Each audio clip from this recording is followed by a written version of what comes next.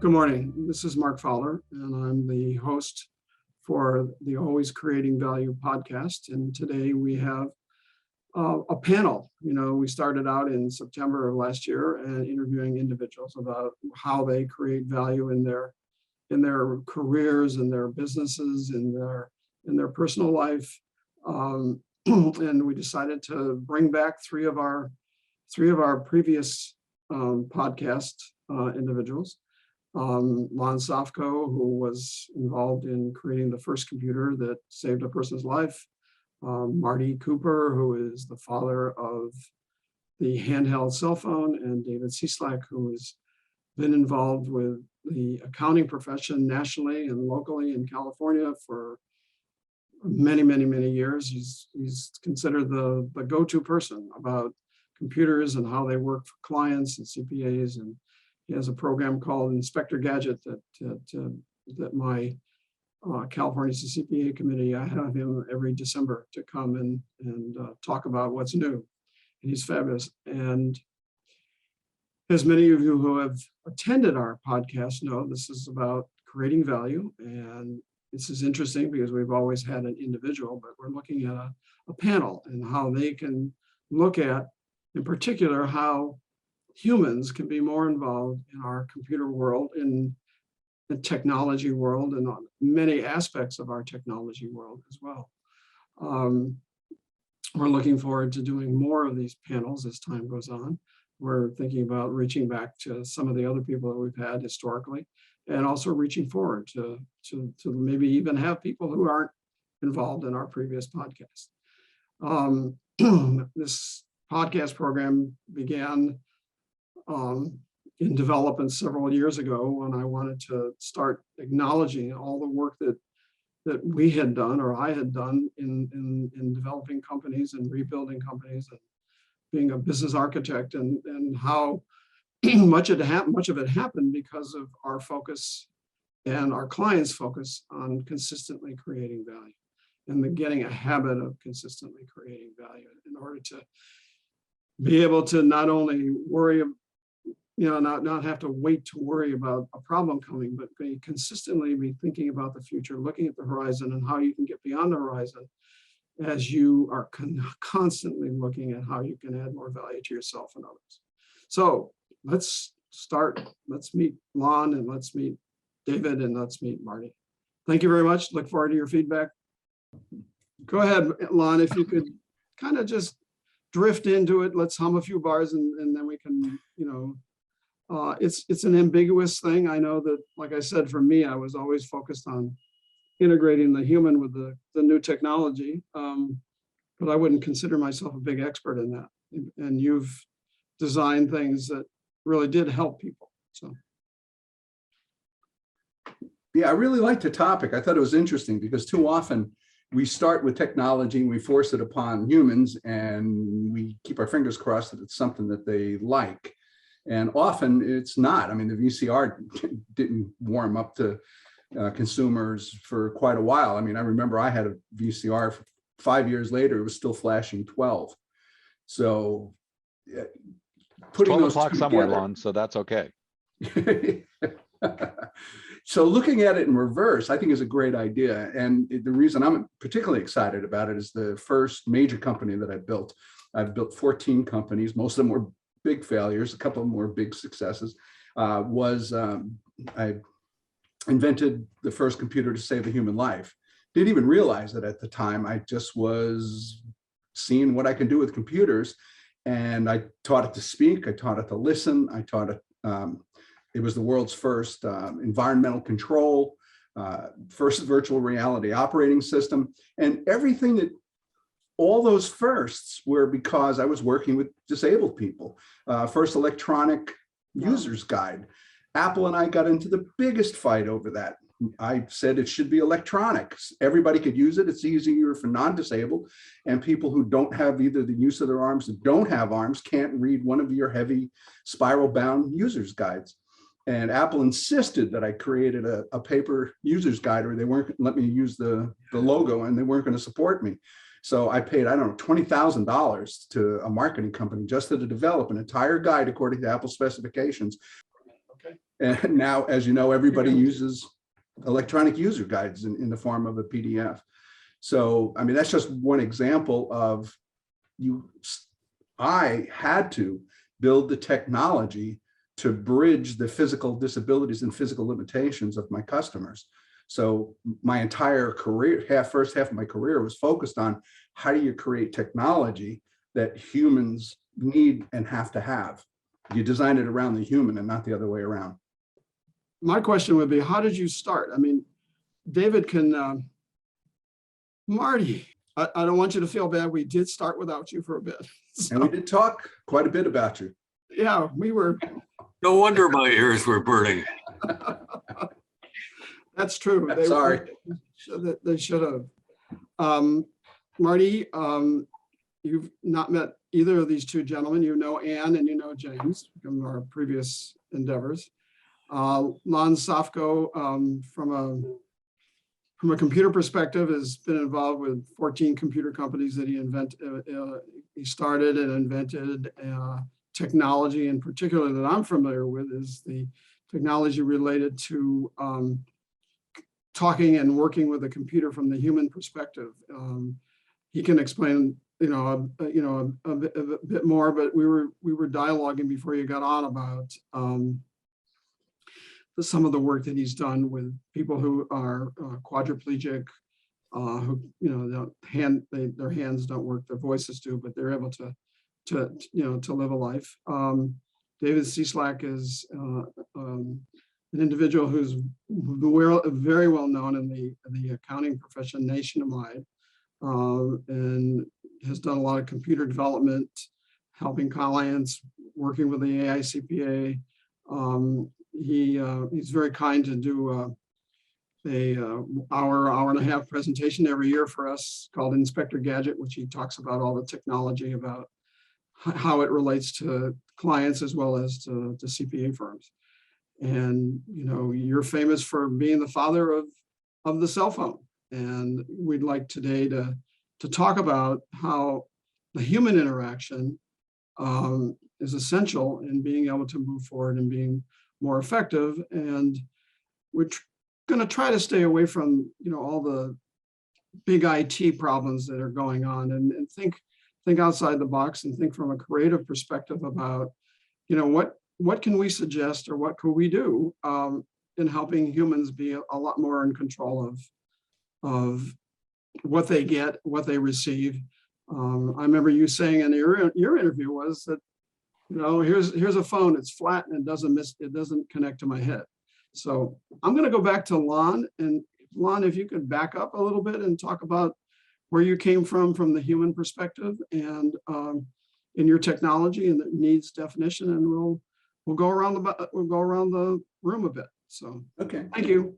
Yeah, cool. Yeah. My early part of my career, I was working with computers back in the 70s before anybody even knew what to do with them. And I thought, wouldn't it be cool if I could teach it to speak? So I taught myself how to program. I took a couple of college courses. I taught it to speak. And then I thought, wouldn't it be really awesome if I taught it to listen? Well, that took another several years, 4 or 5 years, but I finally got it to the point where it would listen. And I didn't realize that I created the world's first chat bot, where I just would have a conversation using my voice and it would know who I was. And it was a little bit of AI built into it also. I didn't know that at the time. It would remember who it was talking to. So it was kind of cool. It was a good parlor trick. And then I connected the house to it, environmental control, and it turned out to be the first computer-controlled environmental control system ever. So at that point, somebody came to me and says, well, did you ever think of working with the disabled? And never crossed my mind, but they said a quadriplegic can't turn on a light or lock a door or change a television channel or answer a phone or type a letter. So I worked with a physically disabled person and it actually saved his life.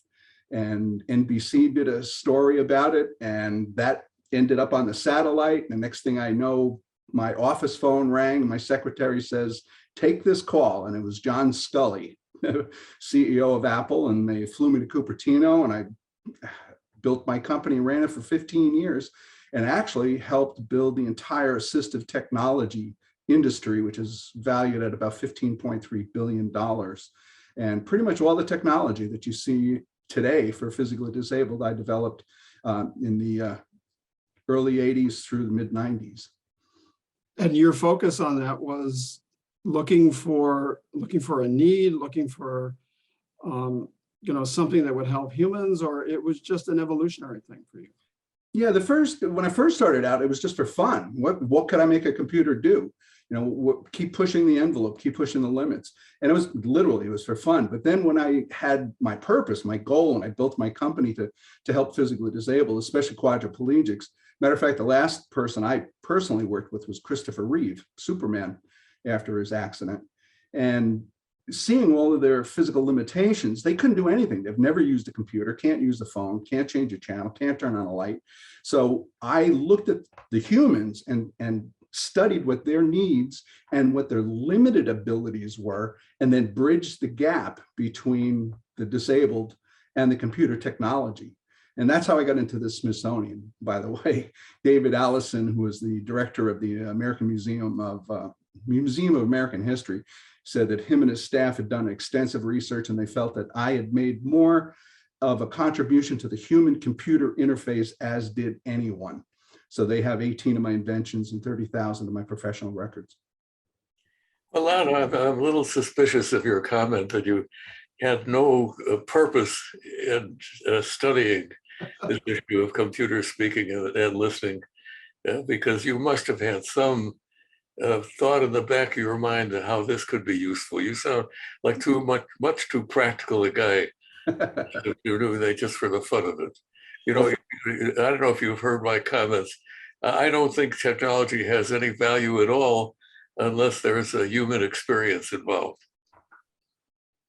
Thank you for calling me on that. I like that. Honestly, in the beginning, I just thought it would be fun. I didn't know, a computer speaking to you rather than typing it out and reading it on the screen. That was the state of the art for nearly a half a decade, even after I did it. I thought it was a much more effective way to interface with computer technology.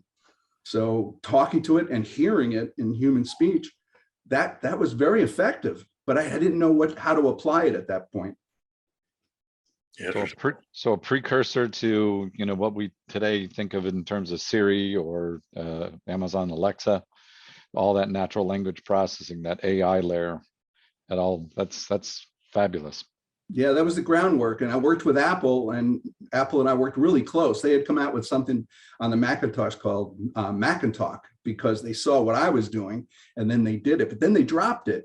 And then I had to petition them for a year and a half to put Macintalk back into the Macintosh. And I did a lot of the design work on it to actually make it sound better. And then eventually that caught on, and then it started going mainstream. And once things go mainstream, it then gets socially accepted. But from the time that I did it to the time it was mainstream, 30 years. So Marty, can we go back to what you're talking about, that was it IT and intellectual property, AI or whatever? You're talking about technology in general that needs to have some kind of important need to the human or to the user. Well, there's no question in my mind that's the case, and I see so many examples now of people getting caught up in the coolness, if there is such a word, of their technology, and they forget that there's got to be a purpose. And I suppose I could contradict myself by saying that entire industries have been created starting out with games. If you think about it, the whole personal computer industry really started with the game of Pong. You guys are all too young to remember Pong. But this was a totally mindless game. But on the other hand, it did teach people how to interact with a screen. And the next thing you know, we graduated to Pac-Man, and then the personal computer came. So there is something to be said for games as being the initiating stimulus. But there is just too much. I serve on an FCC advisory council, and people are so caught up in the idea of 6G and terahertz spectrum none of which by itself has any human value at all. It'll be 10 years before we even have applications. And yet there are really serious problems that we should be addressing today with wireless, like the digital divide, healthcare,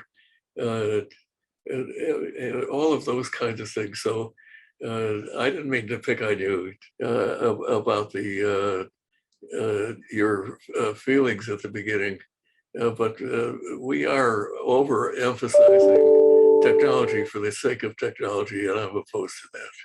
Well, and Marty, I think that was well said, and I would just kind of add, I think the conversation often starts with technology, you know, and I've always looked at technology as a tool in the toolbox, but it's what you do with it. And I think some of the most exciting days in technology are when you're no longer talking about the technology itself. Instead, you're talking about what it's solving for, what it's being applied to, how it's benefiting us.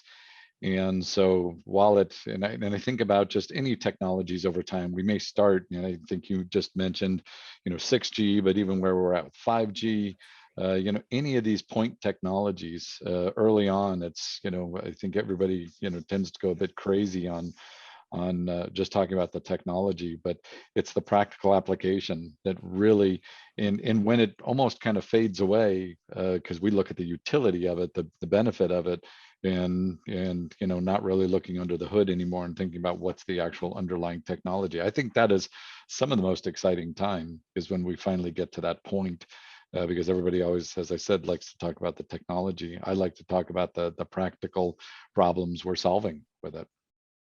Great observation. Absolutely. When the technology disappears from the conversation, it's successful. Mm-hmm. Yep. Well, you know, one of the things that, you know, I used to do a lot of work in the manufacturing area, and one of the things that happened, so many things got over-engineered to the point where people didn't, you know, they wanted to do what they wanted to do, and they're sort of enforced, or the next technology comes and they have to, they're forced to almost go to where the new technology wants them to go, as opposed to, you know, what they can actually appreciate and use. Any thoughts about that? Because we do get excited. We invented something and now we want it to be better, right? It's always like, well, wait till the next version to the technology. Yeah, that's Microsoft Word. I mean, there it is. All I want to do is type a damn letter. Yep. I was totally fine with PFS Write. If you There guys you go. remember, you know, Well, and you then, have been around for a while. yes, right. And then I know my hair color doesn't suggest that, but then you look at things like Word Perfect and what just a schoolyard beatdown that product was, and thank goodness, you know, Word came along and, you know, kind of saved us all. But you're right. I think at the end of the day, it's just, you know, solving for, and I wanted to kind of, you know, then go one step further, what I was just saying a moment ago. I think, you know, it's one thing to say we've got technologies, you know, practical applications. I think it really all comes together and really sings when you're now able to create an ecosystem around it. And so I look at the value of ecosystems, and I think of, you know, clearly the iPhone wasn't the first, you know, cellular phone, but you look at what iOS has done, and, you know, how that is just so multifaceted. It's the end-to-end delightful user experience, really taking all of that technology, almost kind of making it, you know, invisible. And so people, you know, when they experience, you know, an iPhone or an Android device, it's all about, you know, what am I doing with this? Everything from, you know, cameras to clocks and timers to, I mean, it's a, you know, an incredibly powerful computer in our pocket, but it's, you know, all sorts of things that, you know, we rely on it for now with, you know, throughout the day. And to me, it's the ecosystem that, you know, really then, you know, everybody falls in love with, and that's where they start to really experience the value. Well, I think, you know, since I picked on Lon, David, My turn. Cool. Haven't you guys all had the experience with your iPhone that you can't do something that you should be obvious, like answer the call?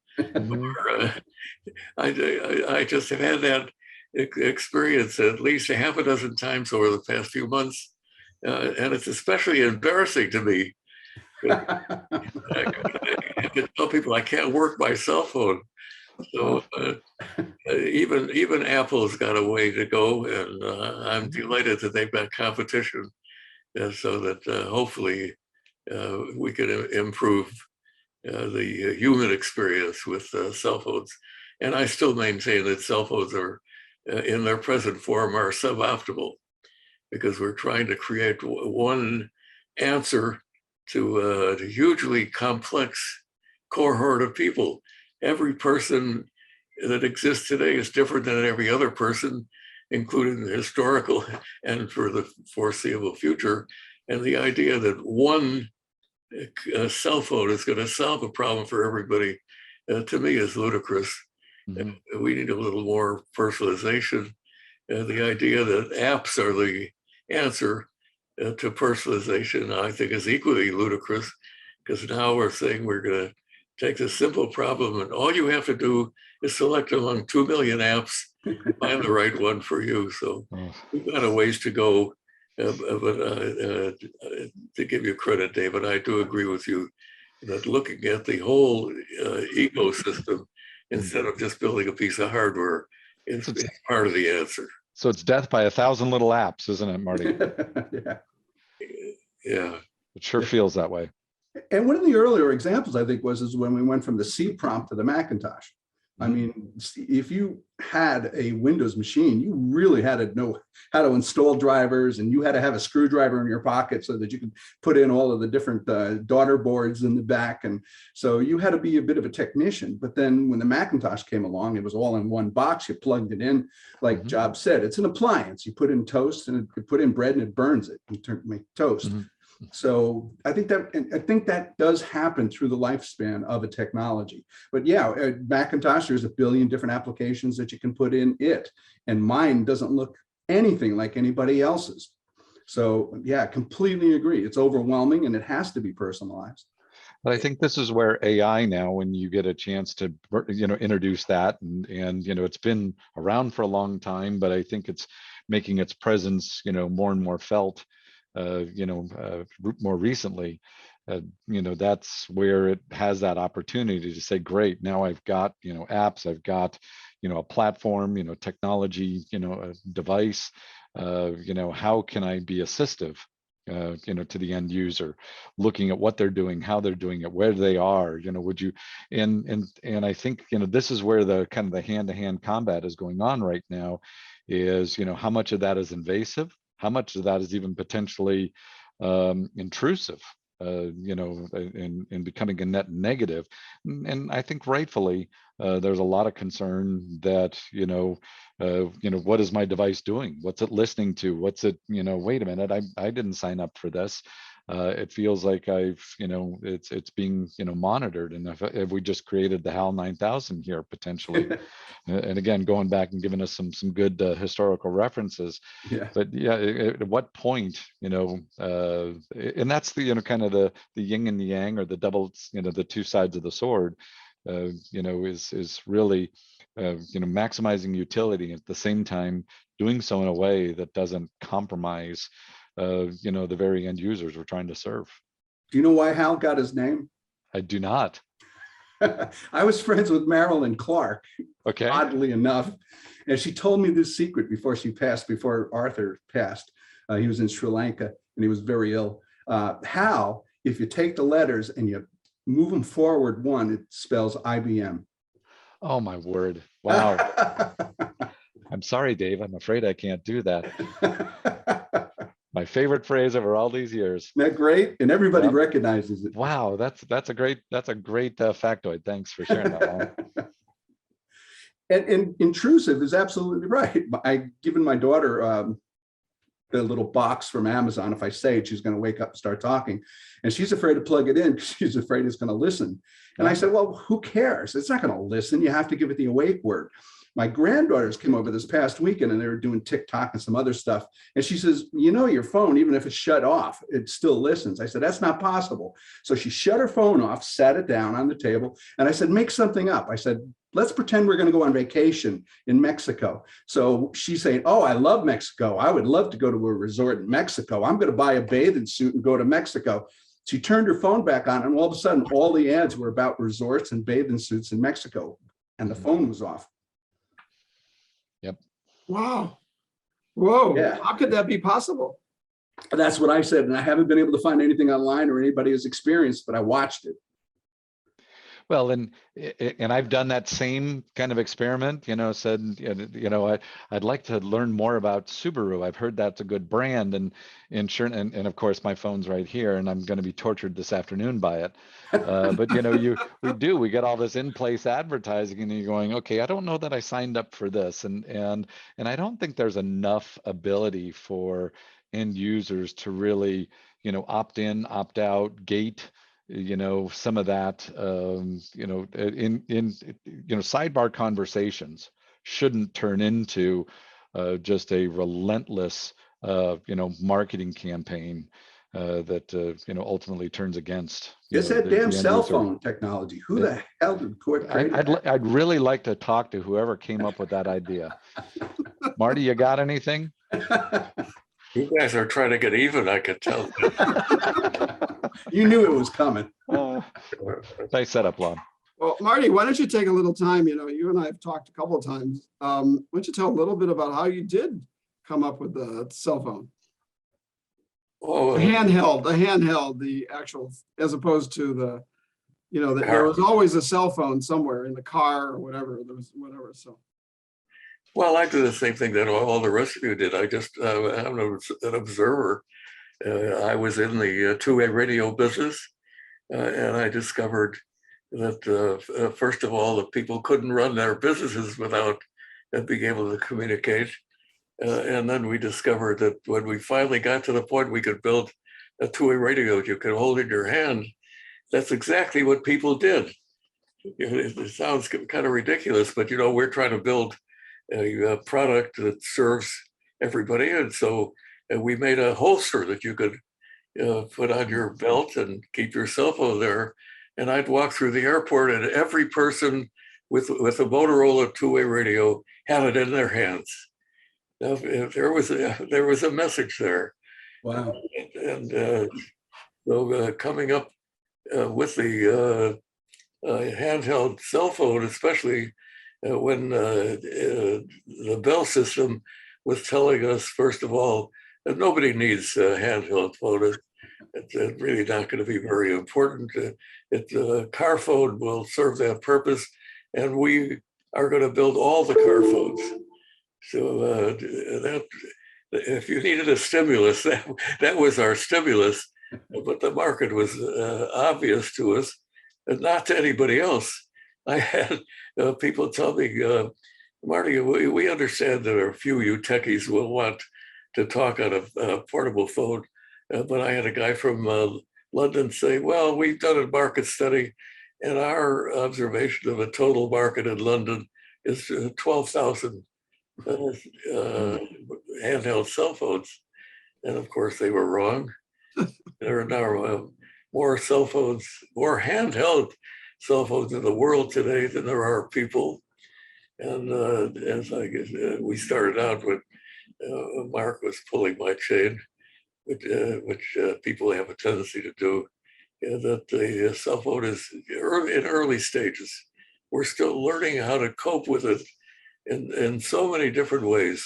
Social media, in some ways, has become essential. In other ways, it's gotten totally out of hand. And there's so many doom and gloomers about social media. I think we're in the game stage. We have to grow out of it and learn how to do social media in a constructive way and eliminate fake news and all of these destructive kinds of things. Evolution. Is there one of the questions that evolved out of the work, my talking to you guys and from previous interviews was, does technology drive civilization, or does civilization drive technology? And where are we on that? If so many things are happening, I mean, is there at some point in time that we need to say where do we step in? Where do we have a vote? Years ago, I read a book called "In the Absence of Sacred," and it's a 1991 book. It talks about technology and kind of compares technology to the native cultures and looks at different dynamics. And the question was, are we serving the human? Are we really paying attention to that interactive, that evolutionary or environmental consideration that you talked about, David? Are we really paying attention to that? And how do you go about doing that? Do you do it on an individual basis? Do you do it on a global basis? How do you step in? Well, and I think that's that's the challenge. I think you've done a great job of just kind of enumerating that. But I think the answer is both. I mean, so, is technology driving, humanity driving technology? So I kind of worry. My concerns would be, underneath the surface of that, what are the motives of, the organizations that are, ultimately, mobilizing this technology. And I think that's probably everybody's, kind of, the concern is, what lies beneath, what maybe is hidden from view. So you think about social media, and I think there's, tremendous, upsides to it. But I think, as a society, we're also seeing, kind of how that's, weaponized isn't maybe the right word, but, how it can become, a net negative as well. So, my concern always is, how do you leverage a tool, for good, and not necessarily ultimately have that something that, just what's the potential for damage for that too. And so I think, profit motives and, some of the organizations behind some of these products potentially can turn, what could be a positive, that can turn them sour. And I think that's the concern. That's the challenge. Well, David, would you agree that the market is the best answer? That I have an overweening belief in people. Mm-hmm. And you can't pull, I don't want to quote that thing about you can fool so many people, but the bottom line is, if you come up with a product that doesn't serve people, they're not going to buy it. Mm-hmm. And somebody mentioned John Scully. He really did come up, or at least in his working at Apple, the first smartphones, and they were a total disaster. And I'm not crazy about Steve Jobs as a person, but he certainly understood design. Mm-hmm.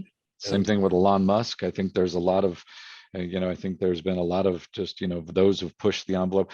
But Marty, I think, to your point, some of that is just maturity. And I don't mean, our maturity, but the maturity of the technology. And I, like you, I have an undying and an unceasing faith in humanity. But, where are we, on that, maybe that continuum? And, I think some of the most compelling, conversations I've, had with a number of folks in these last few years is, giving ourselves a break from our digital devices, taking, just stepping back and, going outside and, putting the cell phone, leave it behind. I think there's so much value in just saying, look, we've maybe gotten a little too wrapped around the spokes on some of this stuff. We could probably all use a little bit of a digital diet. Completely agree. But that's hard because they are, especially the younger audience, the millennials, are absolutely physically addicted. It's the adrenaline, it's the endorphins of seeing your friends and hearing your friends say, "Oh, I love that dress. You look so beautiful." I mean, I watch again my granddaughters, and she got 75 people said how beautiful she looked in that dress, and that's the endorphins that they're living on. And you can't necessarily, you're gonna have to send them to a 28-day program. I can't get them to put the phones down even during dinner. You got to go to rehab. Yeah, and I think that actually, right, it's the endorphins. You hit it right on the head.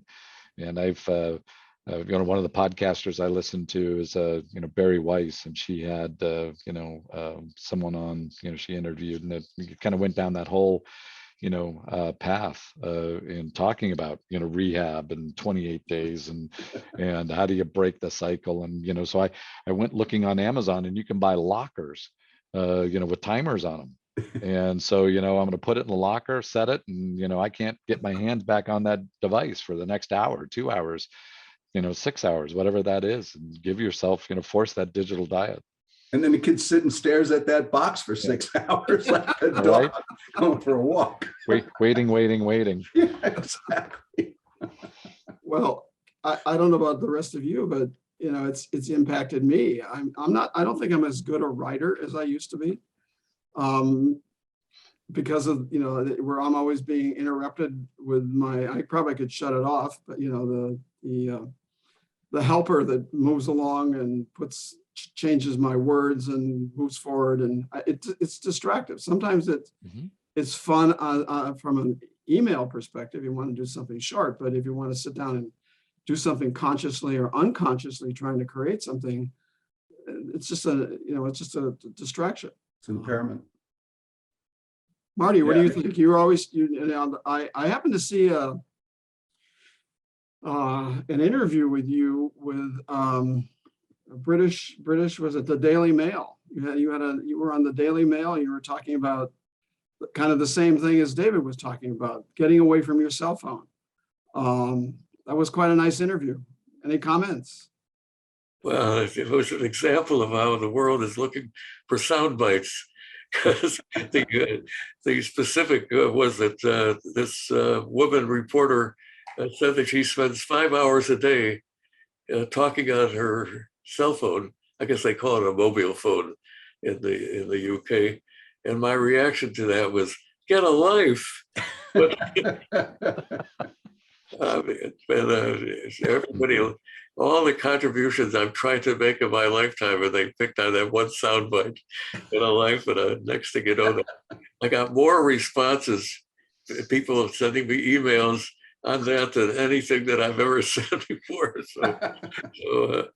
But the fact is, I do believe that cell phones are an extension of the person today, even in their primitive form, and the benefits that come from having a useful smartphone we're just scratching on the surface.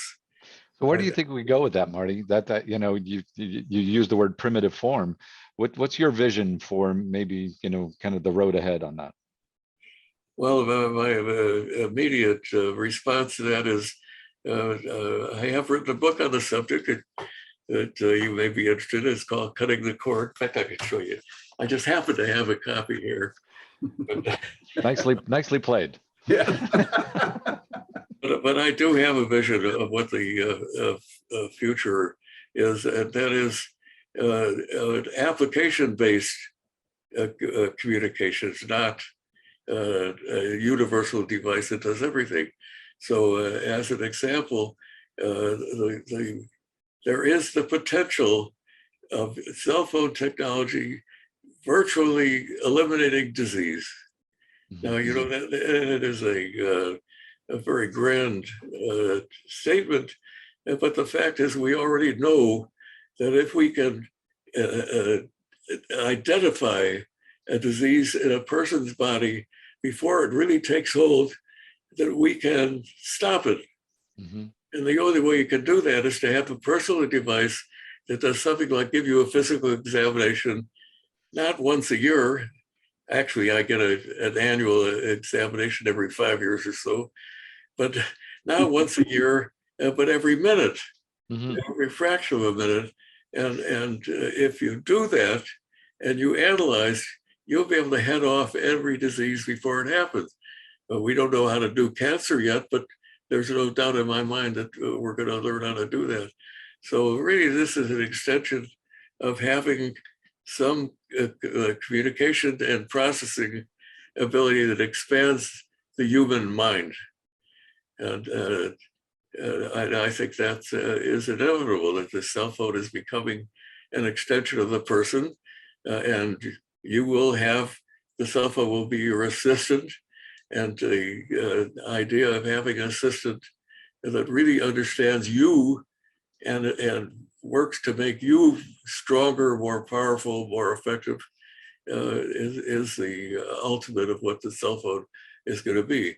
Actually, it's not quite the ultimate because ultimately this personality that's in what we now ludicrously call a cell phone is going to be able to see better than we can see, hear better than we can, maybe think better.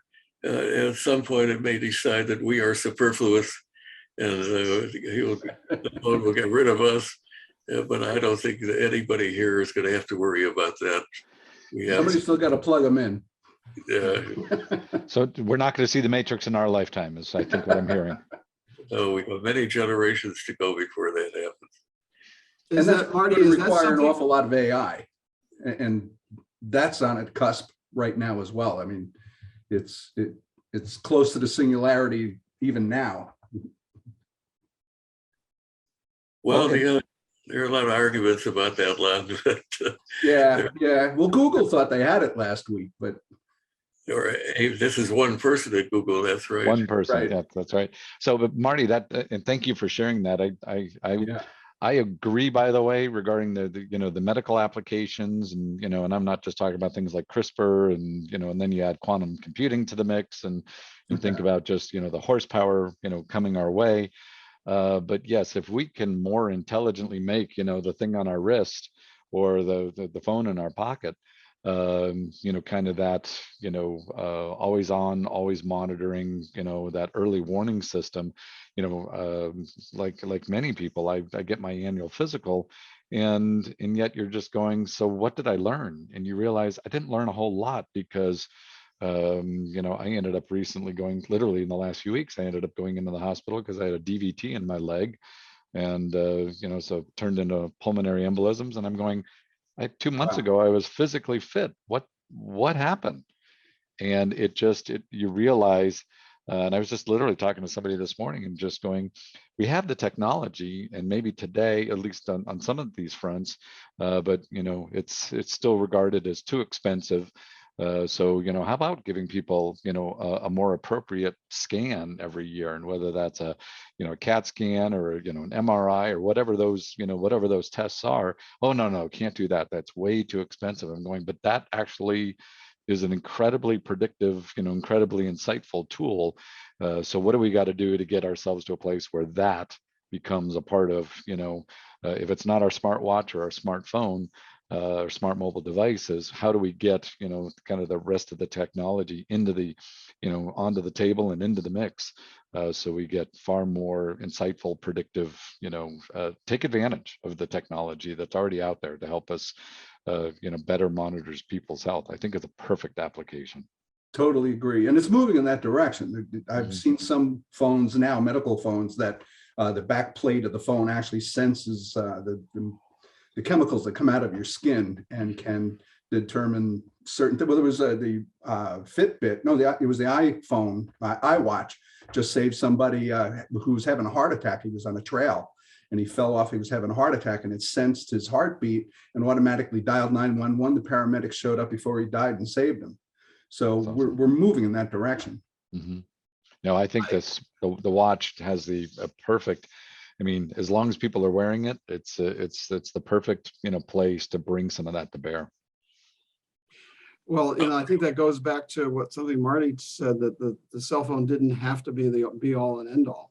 If I'm wrong, I apologize, but I sort of got the idea that he mentioned, that it didn't have to be the single one thing that did it. So, Marty? Well, I agree with what everybody has said here. We still have a long way to go to democratize the cell phone, because one of my passions is education. I don't think it's possible to get a modern education without having full-time access to the internet.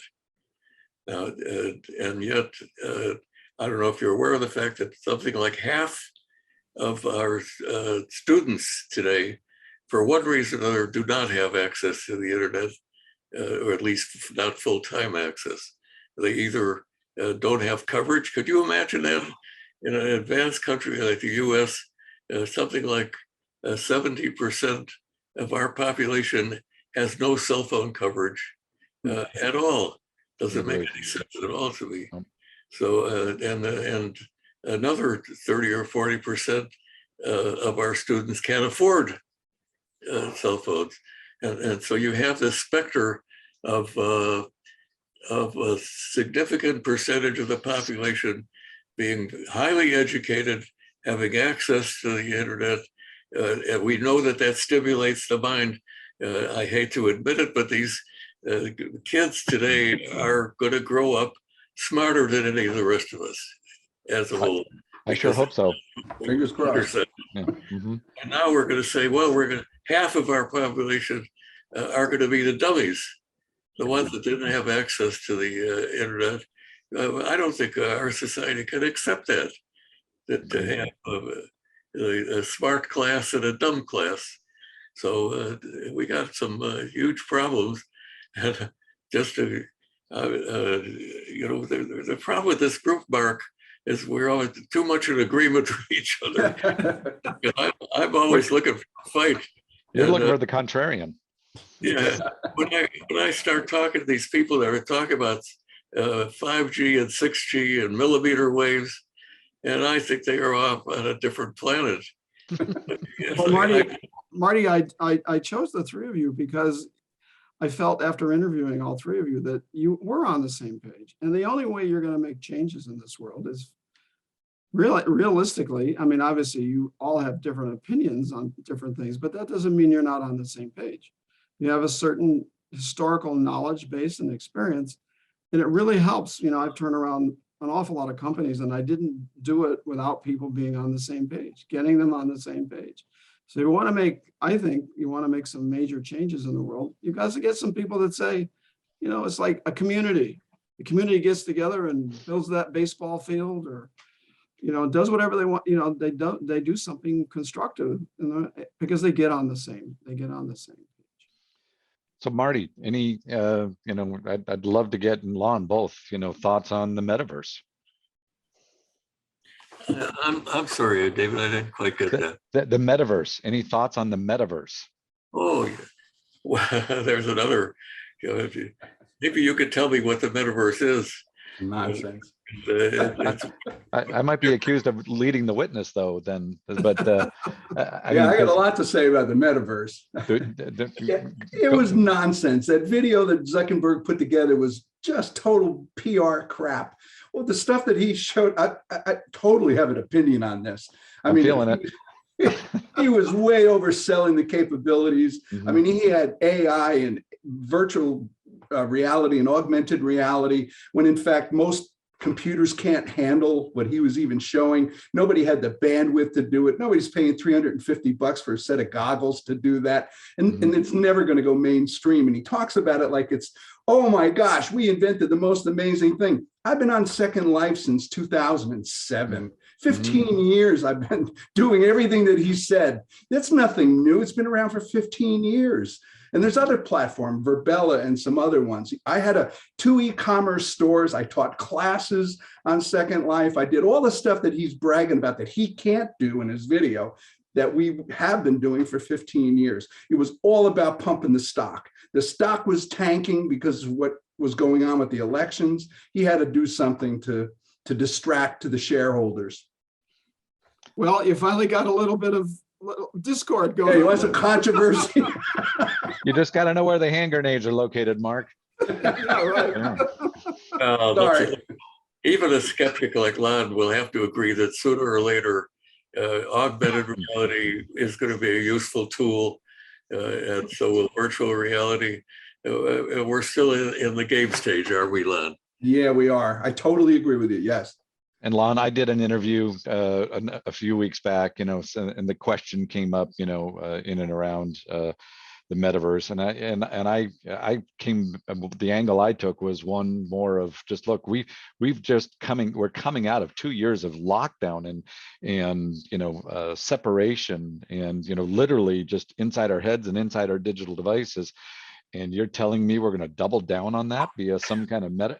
It's just like, no. In fact, I think that's just further compounds the problem. I mean, we don't want more disintermediation.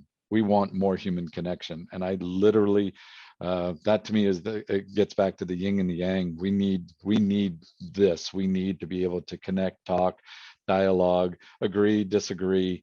But it's what we're designed for. That's fundamentally who we are. Well put. In doing some research for our interviews, I went around and looked at different, not just the IT area, but change in general. And there's an organization called the Association of Leadership, Associated Leadership. It's nonprofits associated, Cal CPA is an association, something like that. And they have developed major drivers. And one of the major drivers that I found that it was fairly new for them, was more humans. In the face of expanding automation, the relative value of certain human qualities, including social skills and creativity, will increase markedly. In other words, taking, this is going to be one of our major drivers. It only went on their list in 2020. But humans will remain relevant less by knowing and more by thinking, listening, relating, and collaborating at the highest level. And creating. Yep.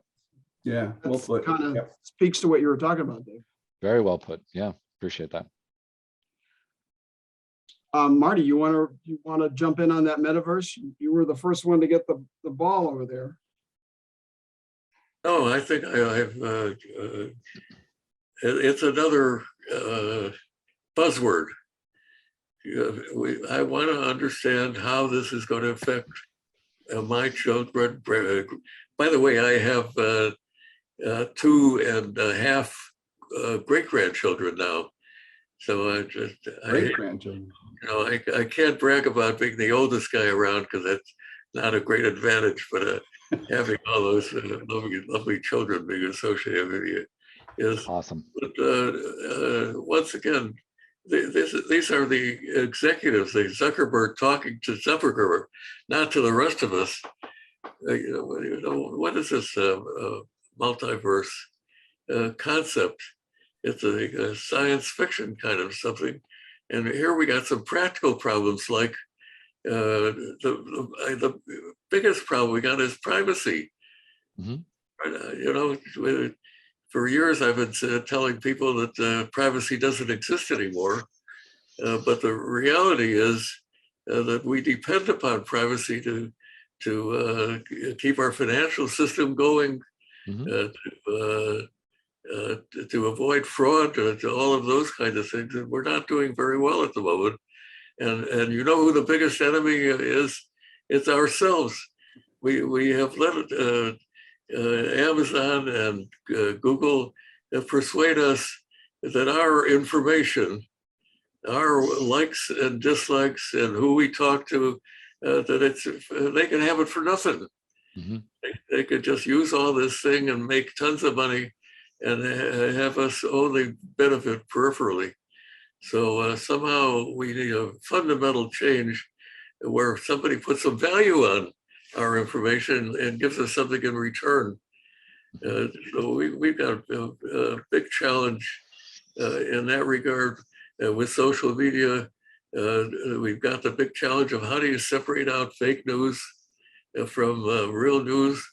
If the internet's going to be an educational tool, how do we teach our students to discriminate between the good stuff and the bad stuff?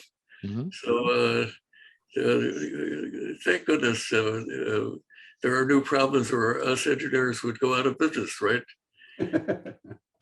I have one big, we're kind of coming up to the end, but I want to give Ann and James a little bit of questions, but it's kind of a long question, but I'd like to kind of shorten the answer a little bit. All three of you have been involved in developmental aspects of IT or just creativity in general. And I'm wondering if there is any particular project where you wished that you had been able to keep going. You'd reached a certain plateau, and either, any number of variables can, any different distraction can come by, and you don't get a chance to take something to a fuller, to its full value. I'm going to start with David, and then Lon, and then we'll end with Marty on that one. So David, anything? You developed a lot of things in your life. Yeah, and I would say I don't know that I feel like there's anything where it kind of cut out early, or that didn't take it through to it's what I would have hoped for, it's logical, a better endpoint. And so I'm just and I'm absolutely the glass half full guy. I'm excited to see where we go with AI. And again, not new technology, but the influence that it's got. And we know there's headwinds, and we've talked about them, in terms of, everything from truth versus fake news, and I mean, you name it, and or utilizing our own information against us.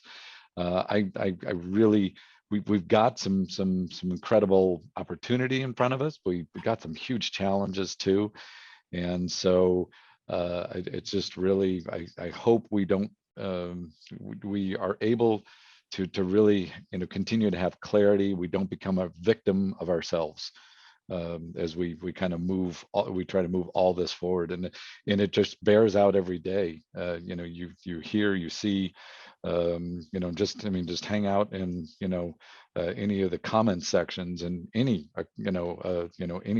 anything you read on the internet, you're just going, holy cow.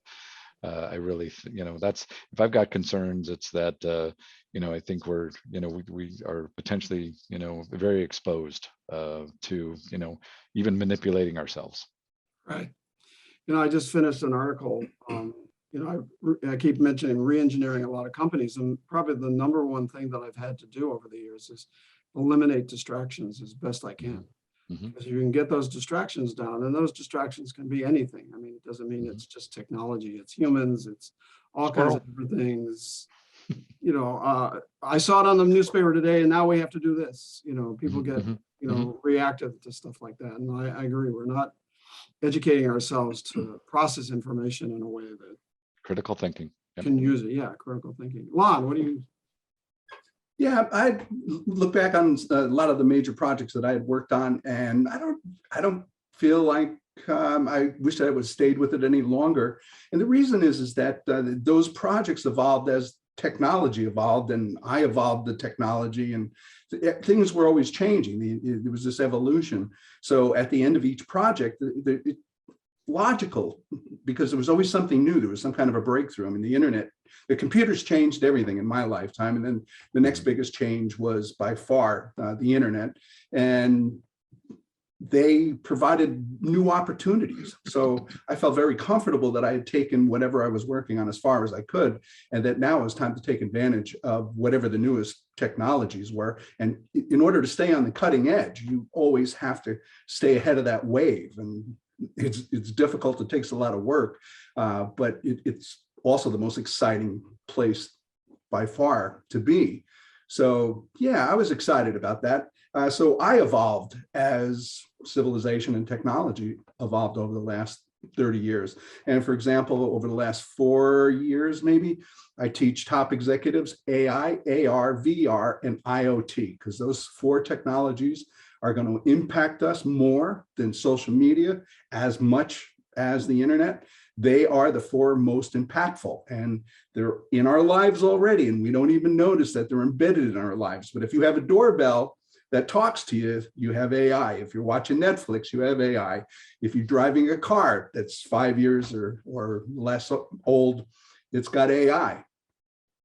VR, virtual reality, augmented reality, and of course, Internet of Things. Internet of Things is going to be really huge when all these devices start communicating with one another, and they're already beginning to do that. So I want to drop whatever I'm doing and now get ahead of that next wave and focus on those 4 technologies. And I'm excited about it because the opportunity is limitless. Thank you, Lon. How about you, Marty? Anything that you wish you'd taken to a better level, or how it might impact you, might have impacted you today? Well, Mark, if you haven't figured it out by now, I am the optimist of the world. I have had many more failures in my life than I have successes. And I would not change a single one of those things, because I know that if I changed something, something else would change. And one of the best things that ever happened to me when I joined Motorola in 1954, that's probably before any of you were born, the founder of Motorola, actually the successful Motorola didn't happen until several failures. And one of them is an example of automobiles at that time, around 1928, when I was born, didn't have heaters or radios. They were just modes of transportation. And Paul Galvin came up with a car heater and managed to get it funded and started building them. And he did great until the heater started exploding. And that took care of that business. So fortunately, he did get ultimately got into the putting radios in cars, and even there, the first banker that he went to said, "Well, okay, if you could put a radio in a car, see if you could put it into my Cadillac."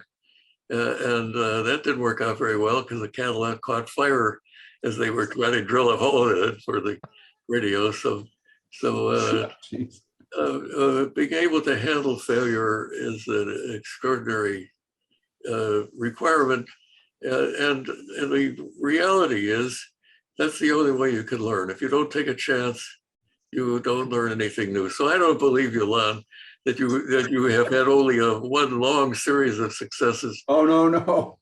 Anybody as successful as you are has made some mistakes, learned from them, and became a better person when they did it. And I think that that is a feedback loop. It's a loop that puts us into what I call, I forgot what I call it, self-optimization. Nice. That things, if you get enough feedback, you correct things, and the world is getting better. We are today in the world healthier, richer. Believe it or not, we are more ecology conscious than ever before. And we've got problems in every one of these areas, but the trend is upward. And I have a great belief, as I've repeated, in both people and technology. It's very hard to predict the future, other than to know that things have been getting better, and there's no reason to believe they're not going to keep improving in the future. Well, you'll keep us positive, that's for sure. David, I'm watching your face and I'm thinking, do you have a question, or you want to say something? Or... No, and I think Marty did a good, it's the whole innovator's dilemma, and, just trying to think about, it's learning from failure, and really even leveraging that. So leveraging technology and leveraging the learning that comes through trying, and you think of all the near-death experiences that so many of the amazing entrepreneurs, even in our lifetime, have survived and and thrived ultimately as a part of that. And that should inspire us all. That would be my only thought. Sometimes the harder it is, the better it is. Sometimes. Yep. And you and James always love to ask a few questions. So if these guys are ready for you. Sure. I have really less of a question and more of a statement, and that is that I adore you all and enjoy listening to you immensely. And Lon, I'm right with you on an early adapter, and I'm with David on all the gadgets I love. But my biggest revelation, both calls, has been Marty on the democratization of access to education, to these tools, and we're never going to get better until we bring everybody to a platform that works. And I was so completely naive until the pandemic. I was not aware that these kids had to be driven to the library to get on the internet or sit outside their uncle's house to be on the internet. I was not aware. And so I think that more noise needs to be made by probably all of us on the fact until we, all boats rise, we're not going to get where we want to be. Very nice. So thank you, Marty. Yeah. I have a ton of things I'd like to talk about, but we don't have time, and you guys are just the kind of people that provoke that kind of thinking. And some of it's pessimistic, and I'm not going to do anything pessimistic in the presence of Marty. That's for damn. I will say this though, to kind of piggyback a little bit my own way on what Anne was saying. I feel like you really hit the nail on the head, because I never liked thinking of myself as a consumer, and I don't like the idea that this technology becomes a consumer issue, where somebody who can afford to spend, $1,000 on a cell phone has access to technology that somebody who can't afford it does. And I just think that that's a big issue to hit head on, because there's so much momentum in the other direction,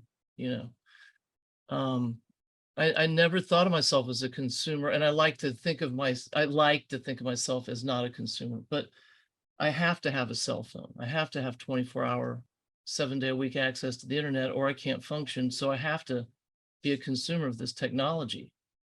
And I have to have conversations where, I live in the same house as my daughter, who pays twice as much for cellular access than I do. It's just, you see that kind of disparity happening even within your own domicile. So that's just, I really appreciate you guys bringing that topic up. And I think a lot of what we're talking about will dovetail through, it'll go through that grist no matter what. It's gonna have to run up against that litmus test.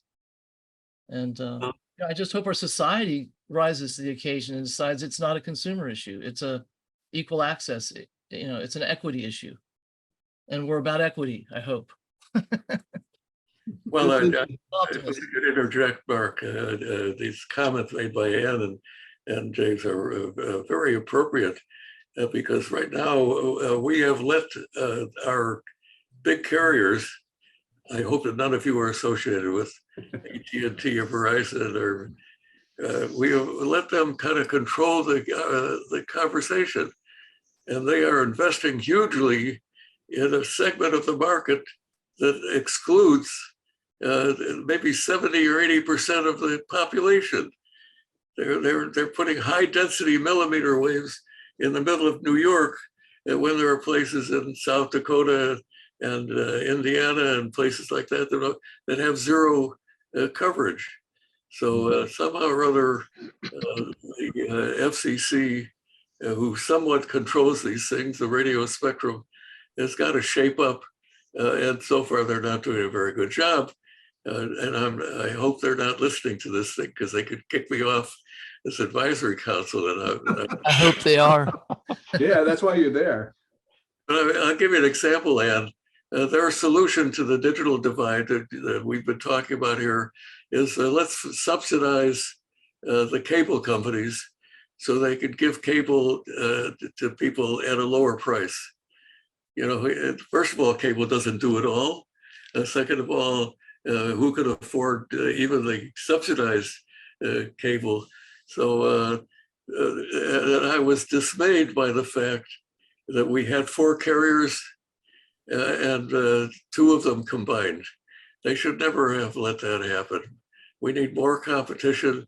Right now, all these carriers, at least AT&T and Verizon, are trying to copy each other instead of compete with each other. And they're still acting like they're the Bell system, like they're monopolies. So much as I'm optimistic about things, I'm still an engineer, and I still feel flaws everywhere. And the only bad things about this session you set up, Mark, is all the panelists agree with me. So that's not very interesting. That's the first shot you ever took at me, Marty. Thank you very much. Got to get an argument going. Yeah. Oh, I want something creative. Yeah. Anyway, David, I watch you. You're right under me. So what are you thinking there? No, again, I appreciate, all of, just the concerns regarding the digital divide, where we go with, you want to talk about, anything around social justice and equity. I think, it has to be, equal access or essentially access for all, because otherwise, we already are struggling with the haves and the have-nots, and this has the this could exponentially exacerbate that, and that's a huge issue. Thank you. Lon, you want one more shot? Yeah, I completely agree. I did a lot of work in India, and if you want to see have and have nots, and I'm not just talking about cell phone, I'm talking about basic human rights. And I couldn't believe it until I was actually there and experienced it. And I saw what happened to that country because of that divide. That was a human divide. And yeah, you're absolutely right. My daughter is both of my daughters are teachers. And during the COVID, she had a really terrible, terrible time trying to keep those students occupied, trying to get them online, trying to have the resources because nobody was prepared for this. And you're right, until the US, which is one of the greatest countries in the world, if not the best, until we realize that and make it equal opportunity for everybody. It should be like some of the ADA rules. It should be equal for all. You're absolutely right. Common denominator.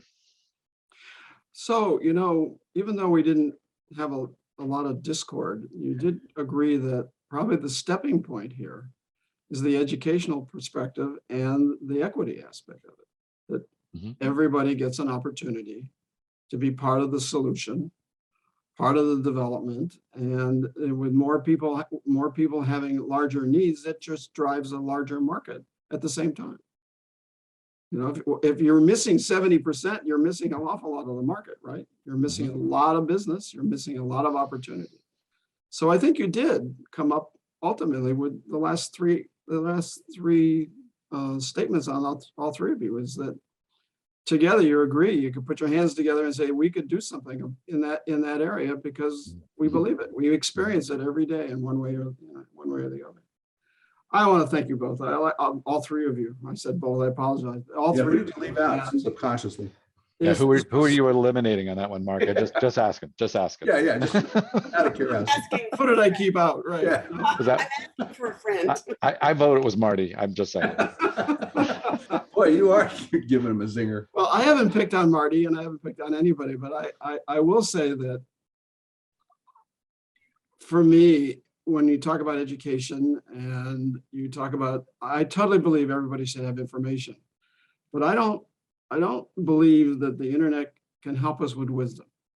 And we are losing wisdom. You see it in all aspects of our life, whether it's governmental, political, whatever. There's the idea of wisdom, understanding and working through things from a sense of understanding, and understanding you don't know everything. You got to find other things out. I think, creative conversations, the ability to not bifurcate each other because I have more information than you. We need to learn how to use information in a way that really does advance the process, as opposed to using it to you talked about the word weaponized, David, and in many ways, information can be weaponized to keep other people out. Maybe that's part of what goes on with Marty says. It's the information isn't getting to other people because it allows others to have power over the others. So anyway, I'm glad you guys were able to get here and chat and take the time to do it. And your information was phenomenal. Mark, thank you. Proud to be part of this. Yeah, thank you. This was an honor. Thank you. You're always stimulating, Mark. And I might, thank you, sir. I might have to. I might have to accuse you of being wise, and I don't know how you learned that, but the wisdom is important. But thank you for inviting me, and it's a delight to meet the rest of you in a really enjoyable session. Jay, we will make sure you all have your information about each other. Don't hesitate to connect and chat with each other. So anyway, love it. Excellent. Anyway, have a nice day. Have a nice week. Thank you all. Thank Thanks, you. everyone. Bye-bye.